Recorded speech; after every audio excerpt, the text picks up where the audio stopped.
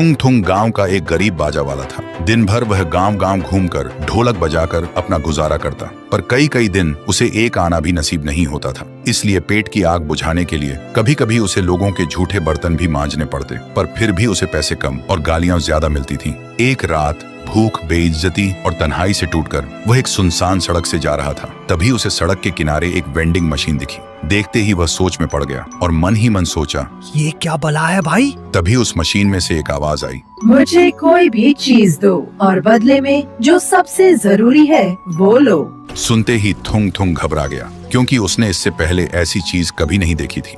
थुंग थुंग को मजाक लगा। उसने एक पत्थर उठाया और मशीन के अंदर डाल दिया। अगले ही सेकंड मशीन से एक 500 का नोट बाहर आया। थुंग थुंग हैरान रह गया। फिर उसने तुरंत वही 500 का नोट वापस डाल दिया और इस बार अंदर से एक असली सोने का बिस्कुट बाहर निकला। थुंग थुंग खुशी से पागल हो गया। उसने सोचा, इसे मैं घर ले जाऊंगा और इससे ढेरों पैसे और सोना निकालूंगा और मैं कभी ढोलक नहीं बजाऊंगा। ये सोचते ही उसने उस भारी भरकम वेंडिंग मशीन को सिर पर उठाया और घर की तरफ निकल पड़ा। फिर घर पहुंचकर उसने मशीन में अपनी ढोलक, अपने बर्तन, घर में जो भी था, लालच में आकर सब डाल दिया और बदले में उसे ढेर सारा सोना मिला। देखते ही देखते थुंग थुंग बाजा वाला से खजाना वाला बन गया। जो थुंग थुंग पहले गांव में सिर झुकाकर चलता था, अब वह सीना तान कर चलने लगा। लेकिन उसके अंदर अब लालच की भूख पैदा हो चुकी थी। एक दिन जब थुंग थुंग के पास मशीन में डालने के लिए कुछ नहीं बचा, तो उसने मशीन के अंदर अपना सिर घुसाकर देखना चाहा कि सोना आखिर आ कहां से रहा है। पर जैसे ही उसने अपना सिर मशीन से बाहर निकाला, उसकी आंखें फटी की फटी रह गईं, क्योंकि उसके सिर से होते हुए उसका पूरा शरीर ही ठोस सोने का बनता जा रहा था। फिर उसने जोर से चीखने की कोशिश की, लेकिन उसकी आवाज गले से बाहर नहीं निकली